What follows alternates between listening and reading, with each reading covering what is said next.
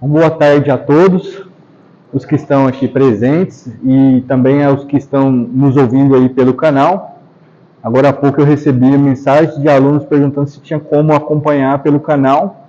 Então, quero reiterar que as palestras estão sendo gravadas e vão ser colocadas no canal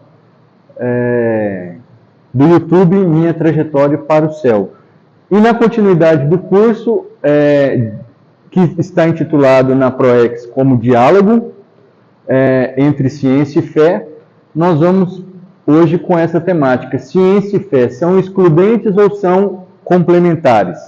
Nós vamos trabalhar com esse assunto, lembrando sempre que a ciência ela tem uma limitação natural, né, por estar restrita, no caso das ciências naturais, às 3 dimensões, mas também nós não podemos deixar de fora, e é muito importante, né, a filosofia e a teologia que tratam de temas mais abstratos, que alguns consideram que estão correlacionados com a alma, e aqueles que acreditam que existe divisão entre alma e espírito, como é o meu caso, também tem o conhecimento espiritual, ou seja, existe uma inteligência espiritual, existe também uma inteligência emocional. E como que tratam essa questão? Inicialmente,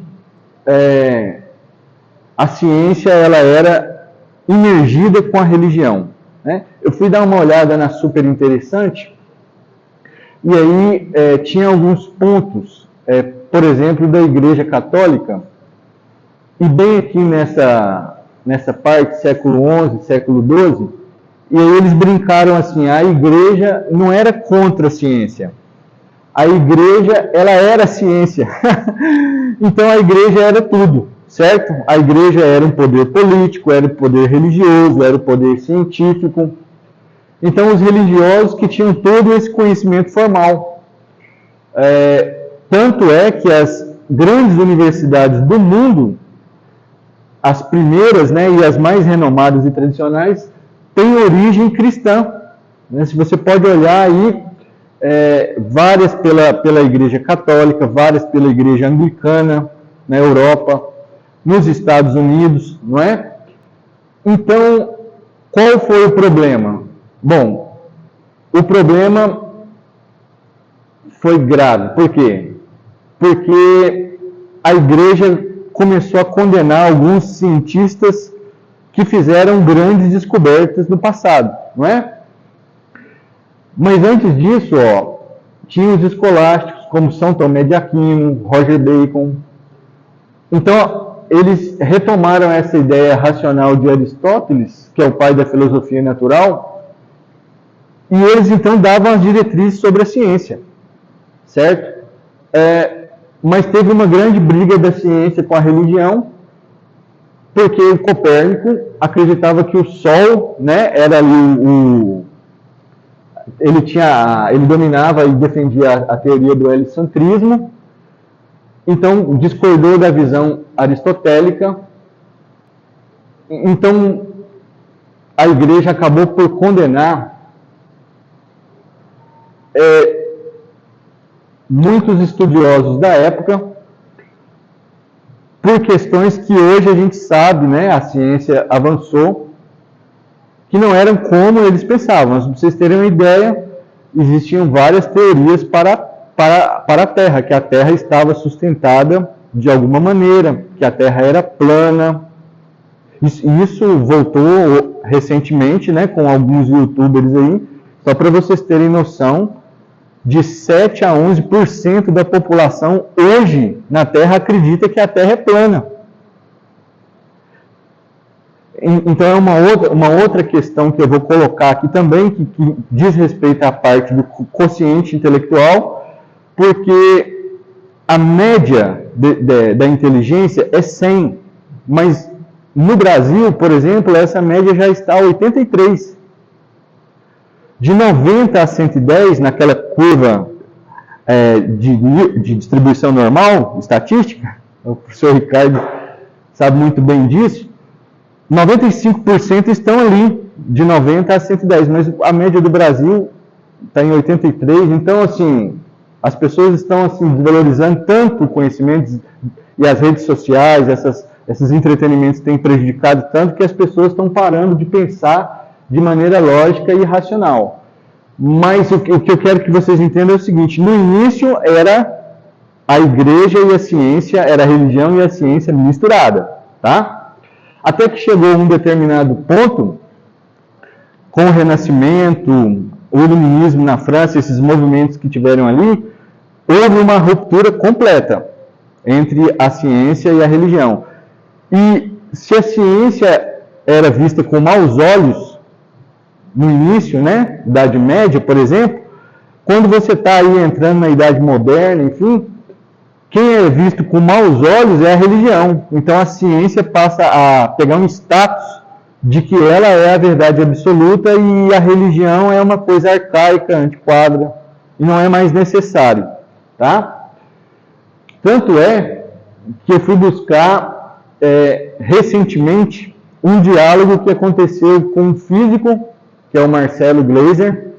Ele é cosmólogo também, e ele diz assim: a maioria dos meus colegas não aceitariam dividir um palco ou fazer um debate com um religioso, como, por exemplo, o cardeal Gianfranco Ravasi, que é presidente do Conselho Pontifício para a Cultura. Eles vão achar um absurdo o que eu vou fazer aqui, mas eu vou discutir fé e ciência com o religioso. Porque no início, quem achava um absurdo dividir o palco com o cientista seria um religioso, porque a religião descredibilizava a ciência, né? Foi muita gente que foi para a fogueira e estava certo, mas a igreja, de uma certa forma dogmática, acabou não aceitando essa situação. Assim, a Terra é o centro do mundo, o Sol é o centro do mundo. Essas questões eram discutidas e condenadas se saíssem da visão da igreja. Só que agora é a academia que condena alguém que tenta conversar com a religião. Então o papel foi mudando, não é? E esse físico tem um pensamento diferente. Ele invoca aí, né? Foi um evento que aconteceu em 2016, os Átrios dos Gentios, um espaço para pessoas que creem e as pessoas que não creem. Então ele explora se fé e ciência são incompatíveis, mesmo se elas podem coexistir de maneira complementar. Porque elas não estão imersas, como a igreja achava que deveria estar no início, mas elas também não estão dissociadas, como a sociedade pós-moderna entende que deve ser. A visão mais aceita é que elas devem conversar, que elas devem dialogar. E esse curso, ele é polêmico, esse tema é polêmico, e tem muitas pessoas que têm pensamentos diferentes, né, como eu coloquei no nosso grupo lá. Algumas pessoas apoiam, acham que esse diálogo deve acontecer, e outras entendem que isso jamais deve acontecer, que são coisas separadas. Ou seja, a ciência está restrita ao tridimensional, a questão das leis naturais, enfim, o corpo. Alguns entendem que é a parte da alma, mas que a religião deve ficar focada na parte espiritual, e isso não pode conversar em hipótese alguma. Será? Então, como no caso do Galileu Galilei, teve uma tensão grande, não é? Com a Igreja Católica. O Papa João Paulo II, em 92, reconheceu o erro. Ele demorou 350 anos para o Papa reconhecer que Galileu estava certo.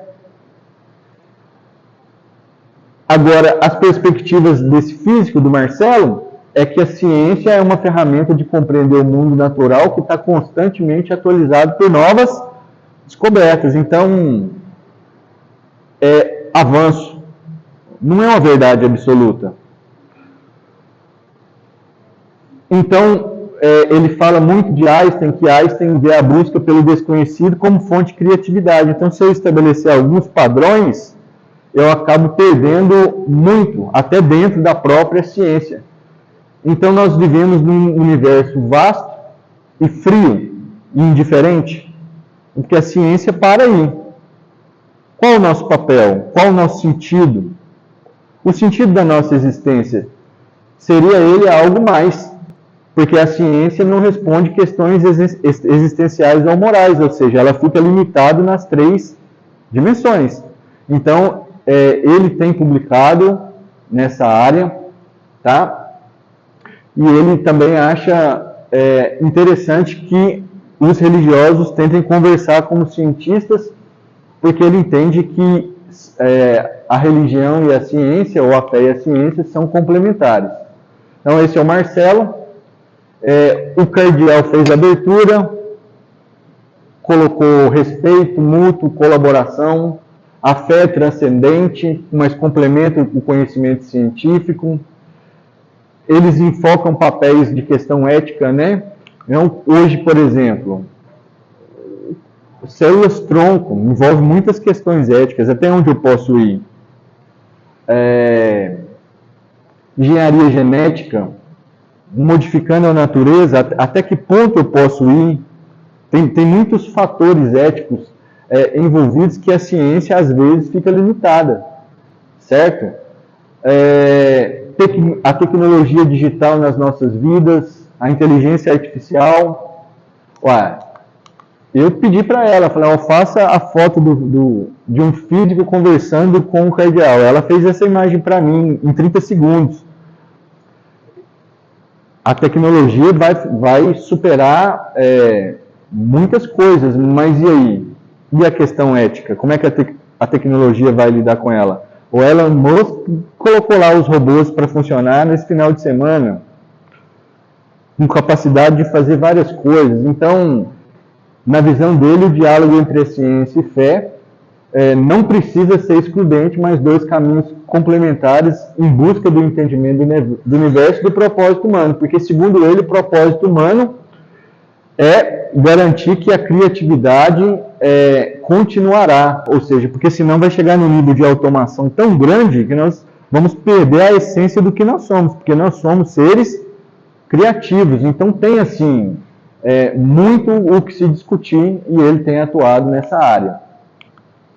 O Roberto Castro é doutor em Filosofia da Educação da USP e subeditor da Cultura do Jornal da USP, e ele entende também que tem um mal entendido histórico de uma oposição intrínseca. Então ele também pensa em conciliar ciência e teologia. Ele escreveu esse livro, tem Teologia e Ciência, tá? Ele invoca esse problema que teve com Galileu, foi condenado pela igreja, e depois a igreja teve que assumir que ele estava certo. Criação e evolução pode ser relacionada. Qual que é o papel da igreja protestante, por exemplo, no caso de João Calvino e a ciência moderna, que foi um líder, né, da reforma protestante, ele influenciou no pensamento científico, na visão racional. Ele vai para uma linha que evolução e criação podem ser conciliadas. Então, ele pega os relatos bíblicos, por exemplo, mas tende a entender que a evolução é guiada por Deus. Então, é uma linha de pensamento que nós chamamos de evoteísmo. Ele compactua disso. Então, no livro dele também ele cita a visão de Einstein sobre uma presença de uma força além da compreensão humana e da criação do universo. A Einstein disse que daria tudo para estar na mente de Deus alguns segundos. Aí ele assumia a existência de Deus, de uma força maior, e tentam conversar a ciência com a espiritualidade, tá? Então ele explora nesse livro o papel filosófico da ciência e na fé, na busca de questões, de respostas para as questões fundamentais sobre a existência e o sentido da vida. O Roberto Covalan, professor da Unicamp, também vai nessa linha evoteísta. Ele tenta fazer essa convergência evolutiva. Ele trata, ele escreveu um artigo interessante e ele disse lá que o universo parece ser justamente ajustado, ou seja, para permitir as condições de vida. Ele não considera que a vida é um fenômeno aleatório, porque as constantes são muito finas, o ajuste é muito rigoroso, então tem que ter uma finalidade, o universo. As forças fundamentais, né, que são as 4, a gravitação, força gravitacional, eletromagnética, nuclear forte e nuclear fraca, que Einstein tentou em vida colocar que era o mesmo referencial, não conseguiu, mas depois da sua morte os físicos continuaram trabalhando e viram que elas estavam correlacionadas. Então, qual que é o propósito das estrelas? Né? Não seria só fonte de energia, a teologia da natureza, a teologia natural, o desenvolvimento do cosmos, ele coloca a cosmovisão dele, também é evoteísta, a ciência e a religião têm compatibilidade, ambos buscam respostas grandes para questões grandes, embora por caminhos diferentes. Então, assim, é sempre a busca da verdade, mas por caminhos diferentes. O lugar da humanidade no universo, então ele questiona se tem finalidade de se criar seres conscientes como nós. O que isso implica? Num propósito maior? Então esses são os temas centrais da ciência e da filosofia. Aí o que vai acontecendo? Esse aqui é o professor Adalto Lourenço. Ele acreditava que Deus guiava a evolução. Porque para as pessoas que entram na academia dele, hoje em dia, e já tem bastante tempo, a evolução é mais que uma teoria, parece ser uma lei mais do que a lei da gravidade, não é? Então, os cristãos, por exemplo, quando eles entram na academia, eles ficam assim, sujeitos a isso. Então, ele tentava misturar aí a evolução com a criação. Até certo ponto de reflexão que ele fez uma ruptura. E ele foi um dos primeiros aqui no Brasil, pelo menos, que disseram assim, a Bíblia é literal. Gênesis não é uma alegoria, não é uma poesia. O dilúvio ocorreu, aí ele foi estudar o dilúvio científico, com cálculos, com termodinâmica. E ele então foi fazendo essa ruptura. E ele chegou à conclusão que a ciência e a fé se complementam. Tem uns 3 meses que ele morreu, ele morava nos Estados Unidos, mas é uma das pessoas que mais influenciou brasileiros, cristãos, por exemplo, e não cristãos. Eu tive a oportunidade de conhecer ele no Rio de Janeiro. Eu vi uma pessoa lá, para vocês terem ideia, que ela era agnóstica, ela era ateia, depois ela passou a ser agnóstica, ela estudou a Adalto Lourenço e se converteu a Deus, pela ciência. Ele deu um testemunho lá no auditório. E o que ele defende? Que não há contradição entre a boa ciência e a boa teologia, tá? Desde que corretamente interpretada. E que a ciência até pode fortalecer a fé cristã. Então ele defende que o homem foi criado por Deus. Ele evidenciou evidências científicas formadas de elementos da Terra. Então ele faz uma comparação entre a composição química da Terra, a composição química do homem, a composição do sangue com a composição química do mar, que a criação é literal, então não é uma alegoria. A criação da mulher, né, são as piadas que surgem, né, mas aí Deus fez adormecer Adão, fez lá uma cirurgia em Adão, pegou da costela e criou a mulher. Aí ele vai e fala, hoje pode ser compreendido por clonagem, engenharia genética, célula-tronco. É um pesquisador chamado Tiago Lourenço, que ele mostra que as células-tronco, né, elas podem ser retiradas de vários locais, mas tem as pluripotentes que são tiradas da costela. Aí ele mostra, um bioquímico, ele mostra que, na verdade, Moisés escreveu o Gênesis e as pessoas entendem como figurativo, porém, mesmo com mais, depois de milênios, na verdade, a ciência não conseguiu ainda entender como que foi o processo, porque a ciência não evoluiu a tal ponto. Então, ele vem com um conceito completamente diferente do que a gente entende, né? Que a gente entende O naturalismo coloca que a gente lá era um hominídeo e vai tendo aquele processo evolutivo, enfim, mas na verdade a Bíblia coloca como diferente. O homem inicial e a mulher inicial, na verdade, eles eram dotados de muita inteligência, muita capacidade, inclusive acesso a Deus. E o que aconteceu com o pecado foi que aconteceu uma involução. Então as coisas que estão escritas de maneira para que todos entendam não são figurativas, mas a ciência ainda não é capaz de compreender. Ele é um crítico da teoria da evolução, ele brinca muito, né, que se tem a seleção natural, fala lá, um peixe vai virar uma ave, as patinhas vão virar, as nadadeiras vão virar asinhas, mas se você for 10, 20, vai rodando o processo, a hora que chegar a 50%, ele tem uma pata e uma asa. Para que ele serve? Nem para nadar e nem para voar. E o que a seleção natural faz? Elimina. Então, a partir de raciocínios como esse, né, que eu estou colocando, ele foi descartando. Foi assim, a própria teoria da evolução destrói a teoria da evolução. Então, ele acredita na Bíblia literal, né? Criação de plantas antes do sol tem explicação. A luz foi criada no primeiro dia. Então, ele fez um estudo profundo do Gênesis. Vale a pena dar uma olhada na literatura dele, tá? Muita coisa na internet, muito vídeo, muito livro. Ele é criacionista, né? Então, ele acreditava que o universo foi criado com um propósito e que a ciência deve investigar esse propósito sem excluir a possibilidade de uma causa divina, que foi o que a ciência tentou fazer no Renascimento. Não precisa de Deus. Ele falou assim, e ele fala assim, não tem como entender nada sem Deus. Tá? Então, foi um grande palestrante, vale a pena vocês estudarem um pouco sobre ele.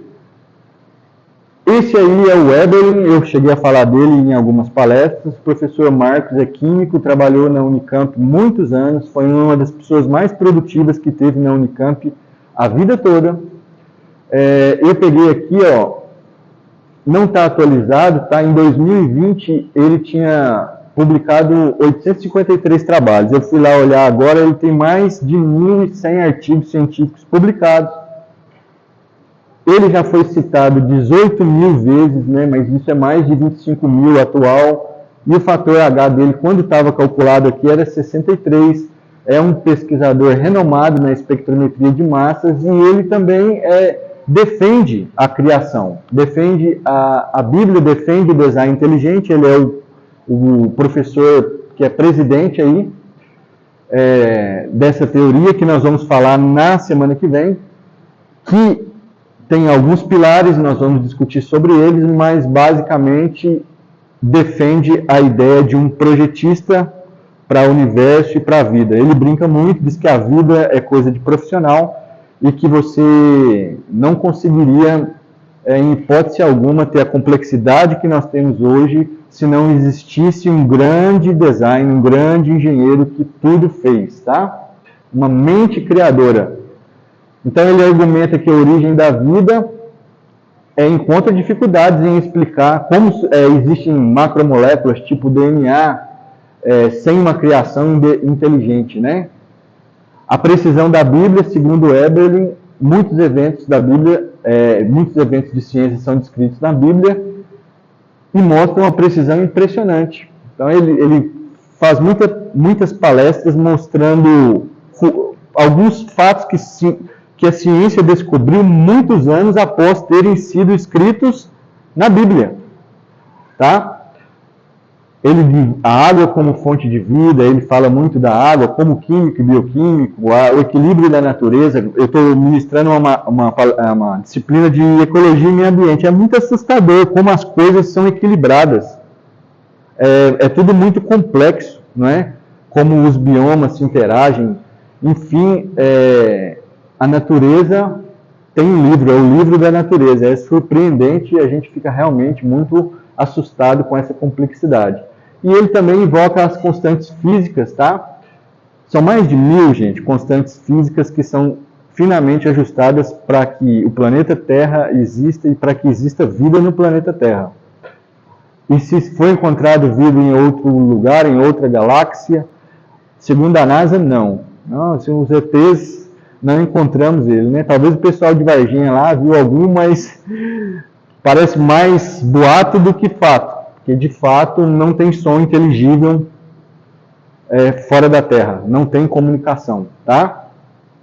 E ela gasta bilhões, tá? Com isso a NASA e não conseguiu ainda não. Então tá aí o Eberle. Por exemplo, a Terra é redonda ou é plana?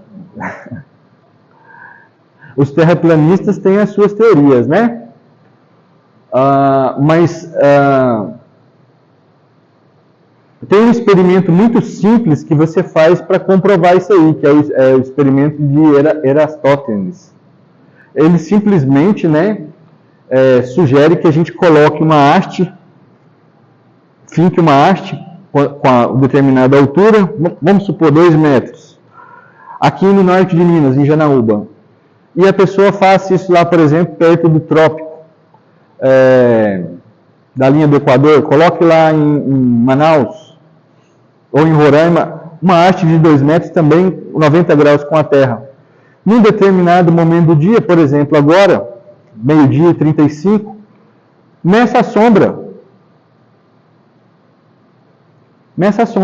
Se tiver diferença na sombra, é porque a Terra não é plana, ela é curva. Aí você faz um cálculo muito simples e você verifica que a Terra é curva, ela é redonda. Na verdade, ela é um pouco ovalada, mas é basicamente uma esfera. Mas um livro, 700, Eratóstenes, nós estamos falando coisa já assim, relativamente recente. E como que Isaías escreveu isso há 700 anos antes de Cristo?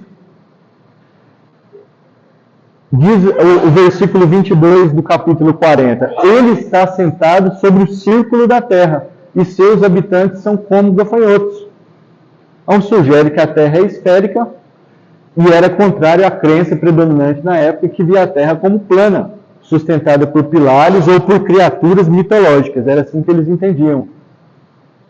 A ideia de Terra redonda foi aceita depois das descobertas de alguns cientistas, como Aristóteles, e as explorações de Marco Polo, Cristóvão Colombo.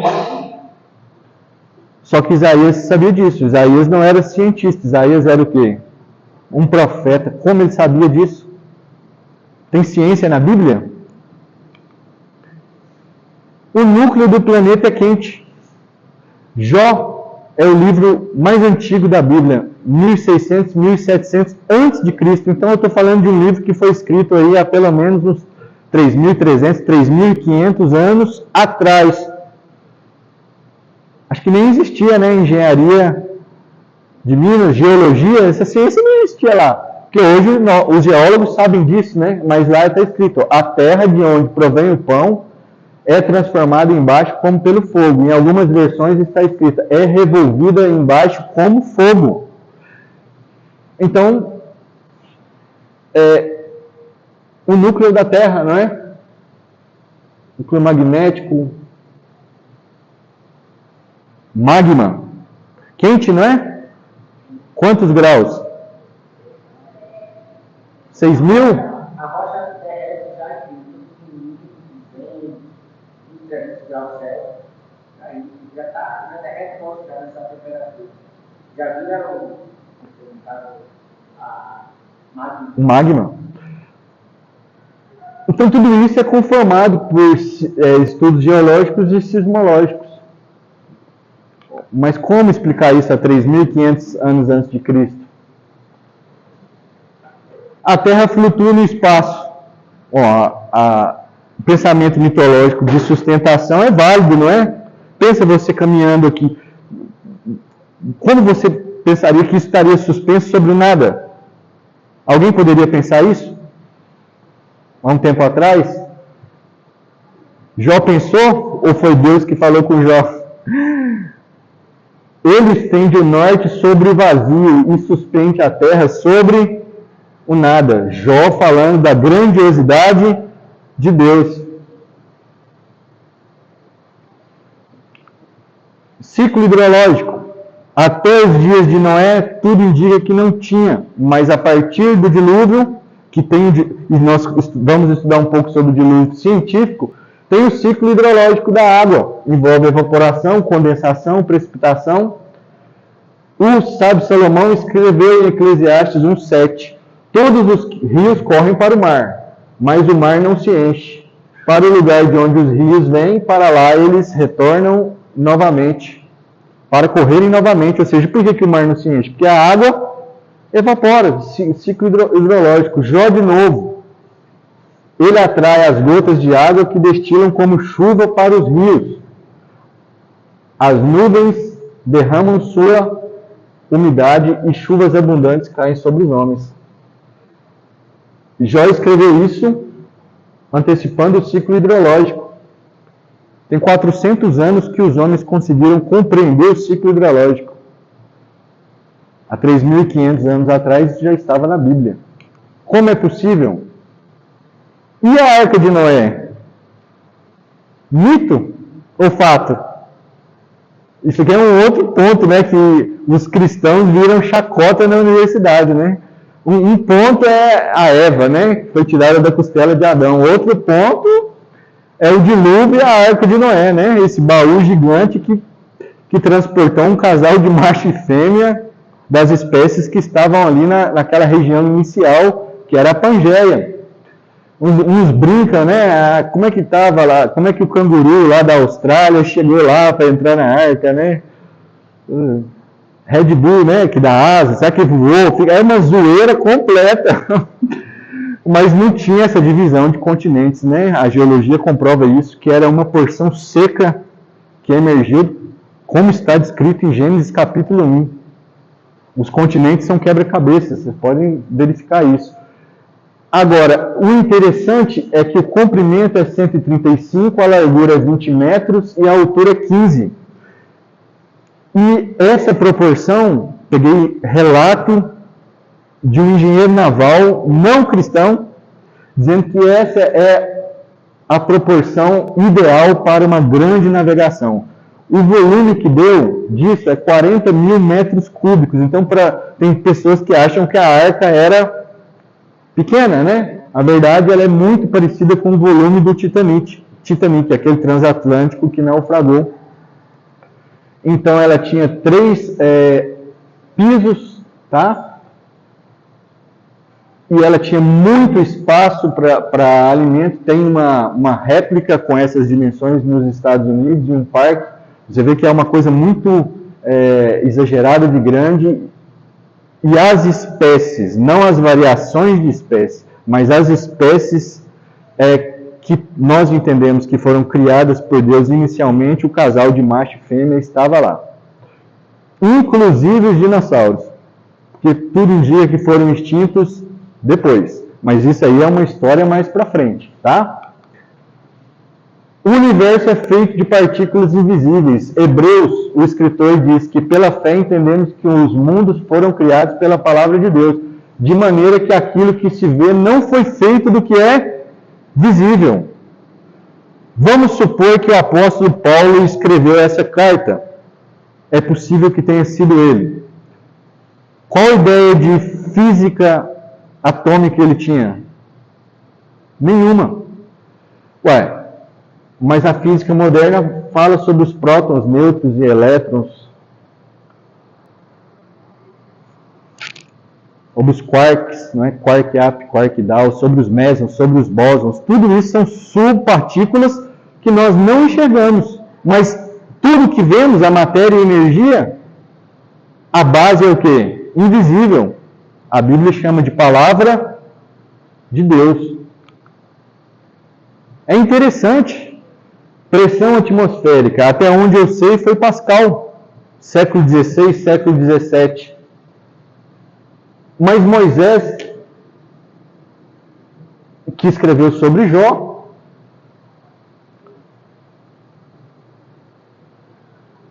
no capítulo 28, fala que foi Deus que deu peso aos ventos, peso aos ventos, pressão atmosférica, mede como? Barômetro, por exemplo, não é? Em 1643 foi inventado um barômetro para medir a pressão atmosférica, mas 3.500 anos atrás, Deus falava isso com Jó e Moisés relatou. Gente, tem ciência na Bíblia. E quanto mais a ciência vai evoluindo, mais a Bíblia é comprovada para aqueles que não têm fé. Porque o modo mais comum de se acreditar na Bíblia é pela fé. Mas existem pessoas hoje que estão convertendo ao cristianismo através da ciência, através das comprovações científicas, porque muitos querem tocar para ver, como Tomé. Então, bases arqueológicas. Gente, as cidades que estão descritas na Bíblia, elas existiram. Elas são descobertas até hoje. As muralhas de Jericó, Sodoma e Gomorra, a geografia está lá, muito enxofre, sal de enxofre no local, longe de atividade vulcânica. A Bíblia fala que Deus destruiu Sodoma e Gomorra. Você acha enxofre com mais de 95% de pureza lá. A Bíblia é comprovada também cientificamente. Agora, eu não preciso da ciência para compreender a Bíblia, porque a Bíblia majoritariamente é um livro de valores éticos, morais, um livro de fé, mas eu não posso dizer que nela não tenha ciência. Já vou abrir espaço para as perguntas. Sou eu. Eu não tenho um fator H daquele do Marcos Weber, o meu é 8, mas também não é um zerinho, né?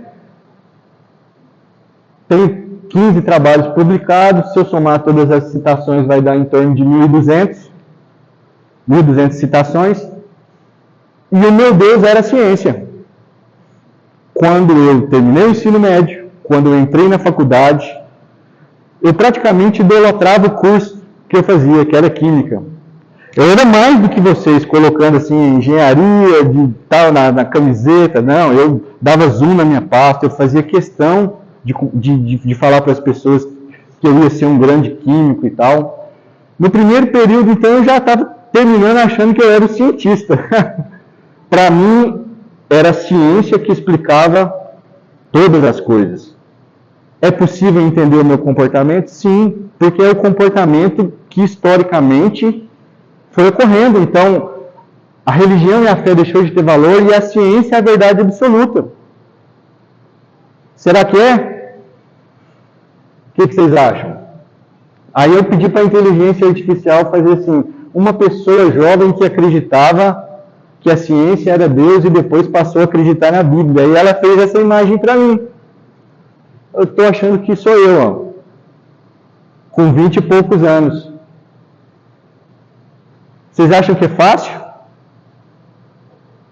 Não é fácil. Porque eu era uma pessoa muito materialista, eu ridicularizava as pessoas que tinham fé. Conhece alguém assim?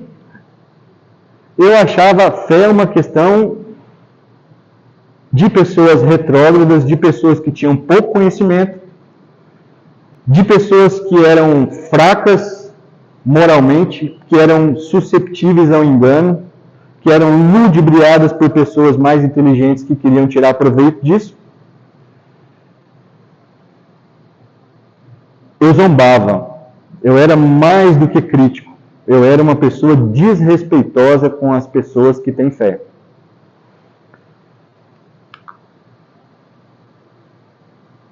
E quando eu estava trabalhando dentro de um laboratório, e laboratório significa laborare, trabalhar, o local onde se realiza trabalho, e uma visão desde a alquimia até Newton e Boyle, né? Boyle é considerado um dos pais da química. Labor, trabalho, horário, orar. Então, laboratório significa trabalhar em oração.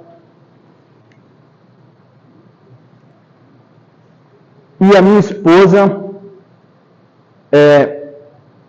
eu conheci ela com a fé cristã, ela é evangélica, falando de Deus para mim e eu brincando com ela. Nem era para dar certo, né, o casamento, porque ela tinha uma fé tão pura, tão simples, e eu, ciência, matéria explica todas as coisas. Só que assim, eu já estava com 26 anos, e a ciência não conseguia resolver algumas coisas dentro do meu coração. Eu era uma pessoa que às vezes ficava desanimada, triste, me sentia vazio, não conseguia entender a essência, o meu propósito de vida, a minha identidade, ou seja, o que eu estou fazendo aqui nesse planeta, com tantas pessoas, né, como Isaías falou, como gafanhoto, com tanta gente, e a dor ia corroendo o meu coração. E aí ela pegou e começou a falar de Jesus Cristo para mim. E eu não entendia Jesus Cristo como ela entendia na época. Então, às vezes a gente conversava, mas muito respeitosamente, para que eu não ferisse a fé dela e nem ela ferisse a minha fé na ciência. Enfim. Depois que ela percebeu que não era possível mais dialogar comigo, ela começou um processo de orar por mim. Então, eu estudava de dia e ela estudava à noite. Quando ela voltava da faculdade, às vezes eu já estava dormindo. E uma vez ela foi orar por mim. E ela encostou a mão em mim e eu acordei muito nervoso, viu, Ângela? Acordei assim, irritado. Falei assim, nossa, me deixa dormir. Eu estou cansado. E ela afastou a mão. E eu virei para o lado, provavelmente ronquei bastante e fui mal educado com ela. E aí, ela não parou de orar. Ela chegou com o mesmo procedimento um tempo depois, só que ela não encostava mais a mão em mim. Mas eu sentia que ela estava no quarto com as mãos assim estendidas na minha direção, clamando a Deus por mim. E mesmo assim eu acordava e ficava nervoso com ela. Por quê? Porque eu era uma pessoa extremamente arrogante, prepotente, altiva, presunçosa, que apesar de por dentro estar corroendo, por fora eu precisava manter as aparências de que eu estava bem, mas na verdade eu não estava bem. Porém, um dia, eu peguei a minha Caloi 10, quem lembra dessa bicicleta, e fui para a universidade, e foi interrompido por um homem no caminho, que estava colocando lixo na porta da casa dele. E eu cumprimentei ele, porque às vezes eu ia levar minha esposa na igreja e ficava do lado de fora, então eu conhecia a aparência dele, eu cumprimentei ele pediu para mim parar, eu parei na frente dele. E ele conversou comigo 5 minutos. Mas nos 5 minutos que ele conversou comigo, parece que ele conhecia a minha vida desde o nascimento até o que eu estava vivendo exatamente naquele momento. E ele começou a falar segredos tão íntimos, coisas tão pessoais, que nem a minha esposa sabia. E a hora que eu olhei para ele, eu fiquei muito assustado, porque eu falei assim, epa, a matéria não pode revelar isso para ele. A matéria não pode falar isso com ele, a matéria está comunicando com ele, que é isso? Eu fiquei muito assustado e muito perplexo. E fui para casa profundamente impactado, porque alguém tinha contado a minha vida para aquele homem. Mais estranho foi eu chegar na minha casa um dia, depois de um jogo de futebol, minha esposa no quarto, ajoelhada na cama, orando, e eu entrei no quarto e ela estava orando em espanhol. E eu sabia que a minha esposa não sabia falar espanhol. Então, a hora que eu olhei aquilo, eu tomei um susto muito grande, porque saía dos lábios dela um espanhol muito perfeito, e ela estava glorificando a Deus e chorando. Estava molhado do lado assim, da cama, da lateral dela. E a hora que eu olhei, eu falei assim, nossa, casei com uma mulher doida. Que isso? Ela não sabe espanhol. O que está acontecendo? E eu confesso para vocês que eu dormi aquela noite no meu quarto com muito medo. Porque eu não entendia nada do que acontecia no mundo espiritual.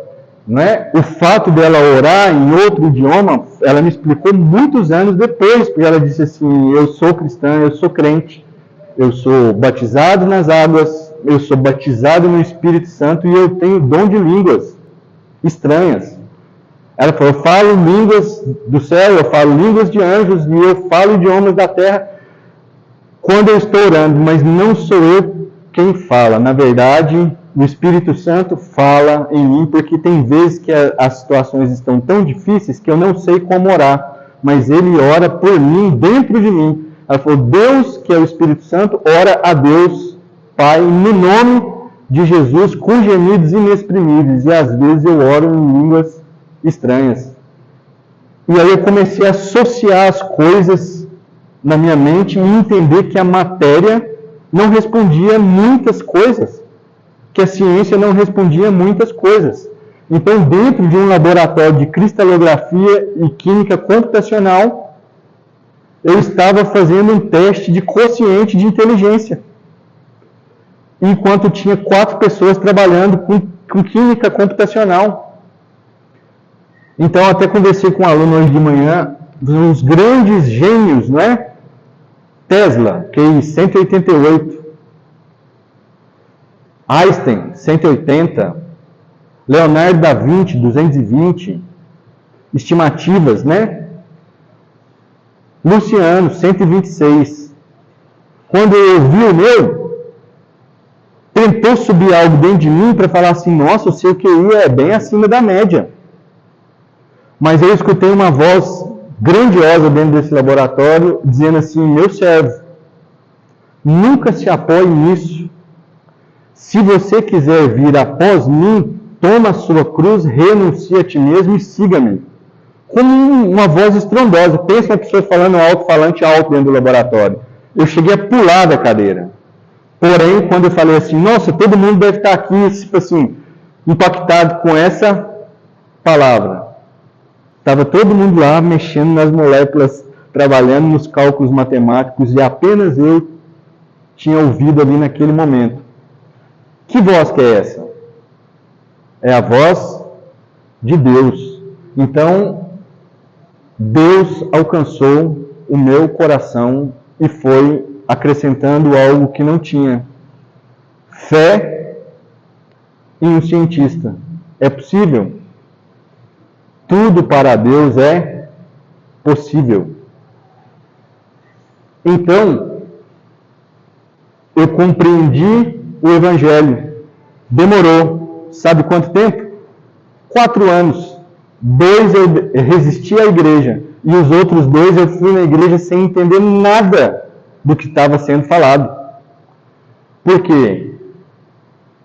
Porque esse processo de mudança de mente, essa metamorfose é chamado de metanoia. Ela é algo que apenas Deus pode fazer por você.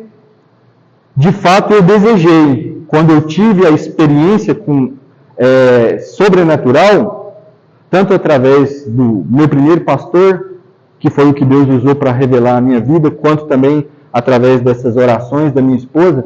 E mais do que isso, um cristão ele tem um testemunho de cristão. É bom, né, Amanda? Ficar perto de quem está cheio de Deus é bom. Então eu ficava perto da minha esposa sem entender por que eu gostava de ficar perto dela. Era mais do que amor.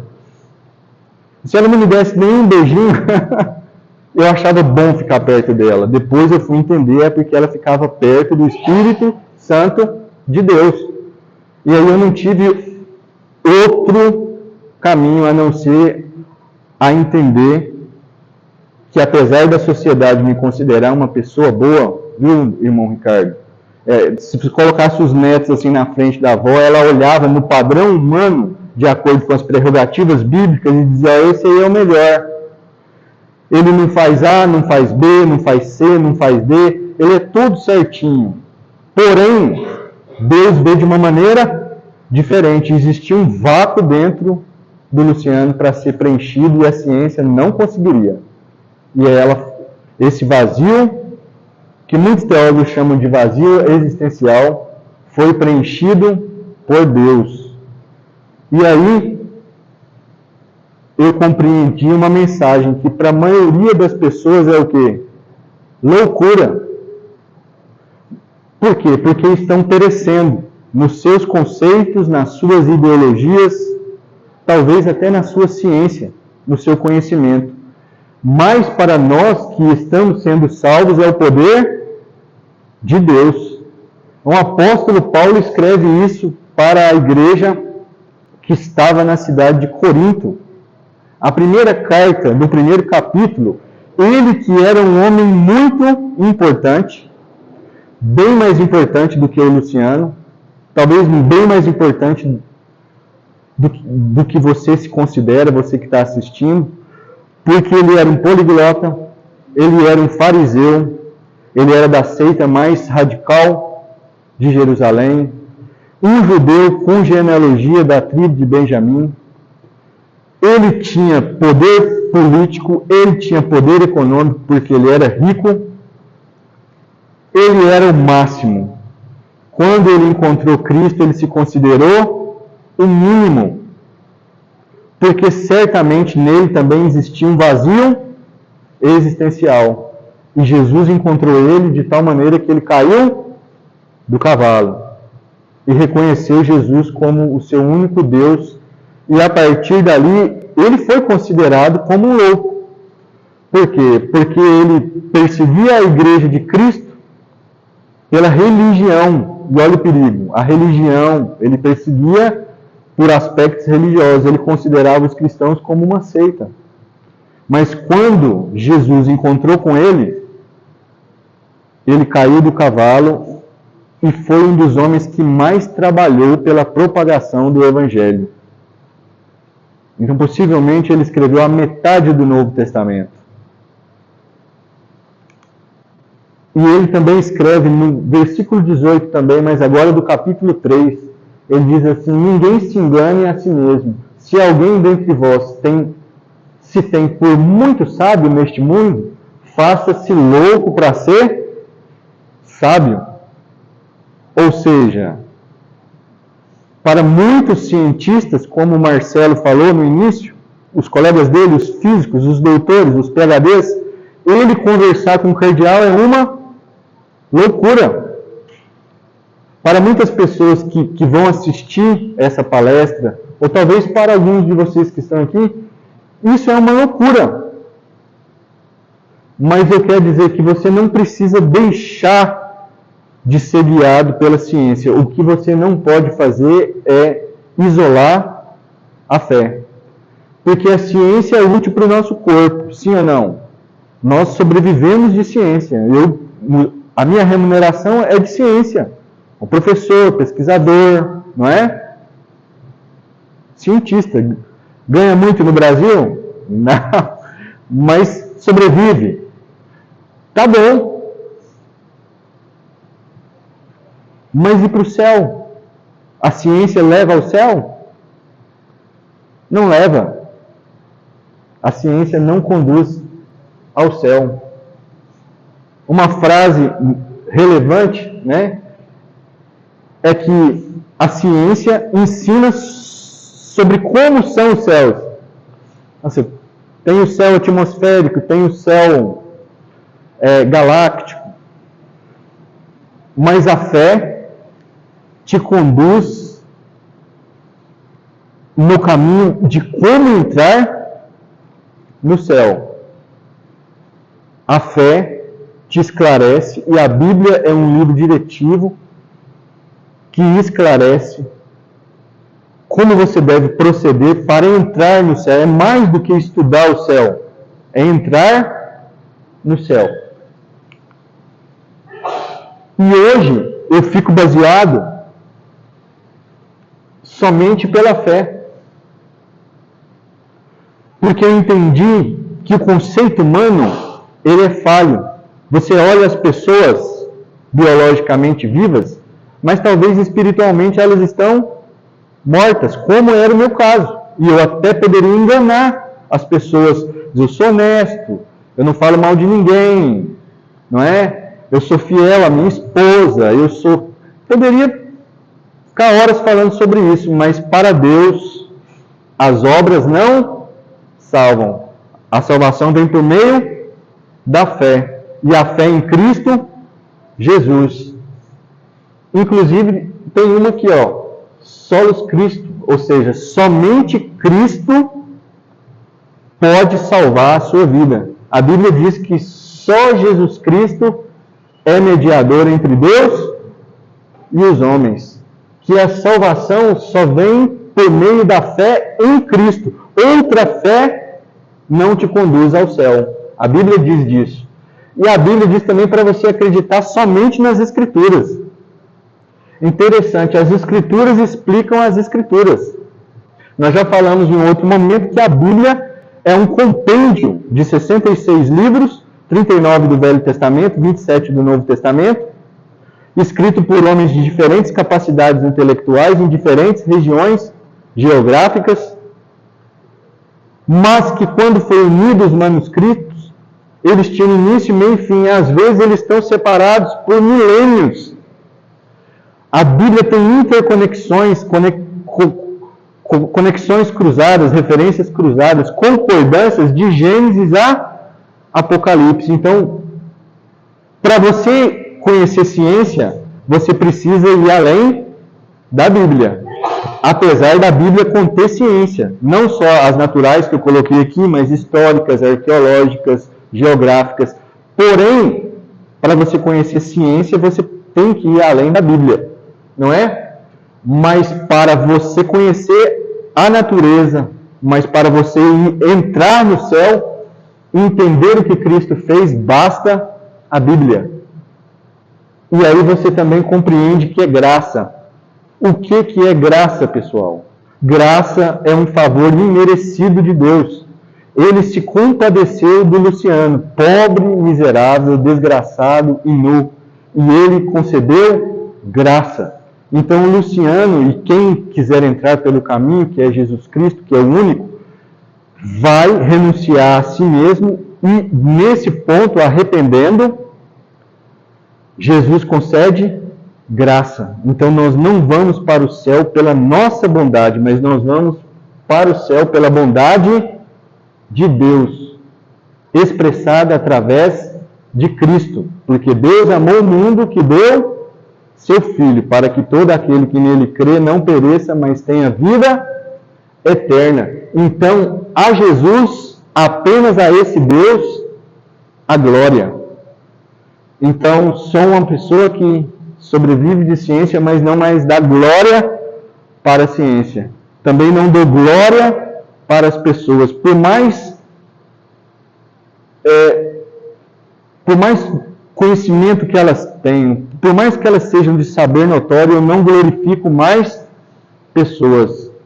E nem ações de pessoas. Eu glorifico somente a Deus. Então, a Jesus toda glória, toda honra e todo louvor. Jesus ama você. Muito obrigado.